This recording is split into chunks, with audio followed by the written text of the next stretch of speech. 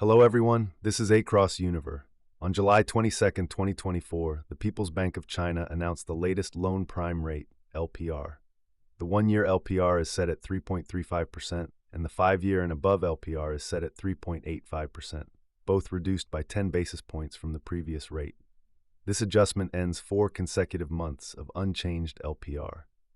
To better align with the financial market operating times, the People's Bank of China has also changed the LPR release time from 9:15 a.m. on the 20th of each month, postponed if it falls on a holiday, to 9 a.m. starting from July 22, 2024. On the same day, the central bank announced that the open market 7-day reverse repo operation would switch to a fixed-rate, quantity-based tender, with the operation rate adjusted from 1.80% to 1.70%. That day, 58.2 billion yuan in reverse repo operations were conducted using this fixed-rate, quantity-based tender method.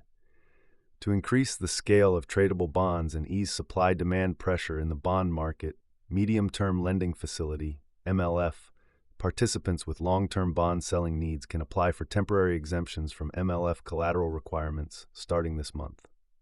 Following this announcement, the offshore yuan briefly fell below 7.290 against the US dollar, and the yield on China's 10-year government bonds, policy bank bonds, and ultra-long-term government bonds also decreased.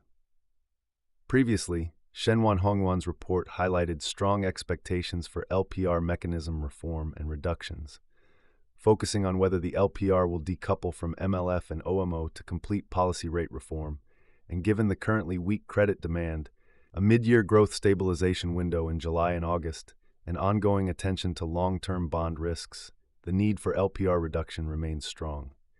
This LPR reduction is expected to lead to a quick, phased decline in bond market yields. Considering the central bank's low tolerance for rapid declines in long-term bond yields, it is possible that the central bank might adjust long-term bond yields by borrowing and then selling government bonds, potentially amplifying long-term bond yield volatility. CITIC Securities research indicates that, drawing from international experience and recent policy statements, the LPR quoting mechanism might see improvements to enhance policy efficiency and marketization. In the short term, LPR quotes are also expected to decline, creating more favorable policy conditions for credit recovery. Huachuang Securities suggests that the spread between LPR and MLF is relatively high, indicating potential compression space. Currently, the spread between LPR and 1-year MLF is at a historically high level of 95 basis points. Under the background of de-emphasizing the midterm policy rate of MLF, it is possible that policy rates will be maintained while LPR quotes are reduced to compress the spread with MLF. Recent accelerated reforms in the monetary policy framework are primarily focused on the potential decoupling of 1-year LPR and MLF.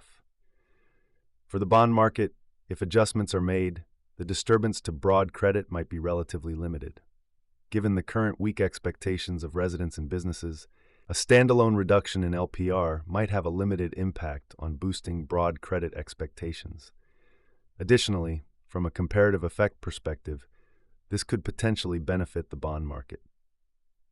If you enjoy my channel, please like, subscribe, and hit the notification bell.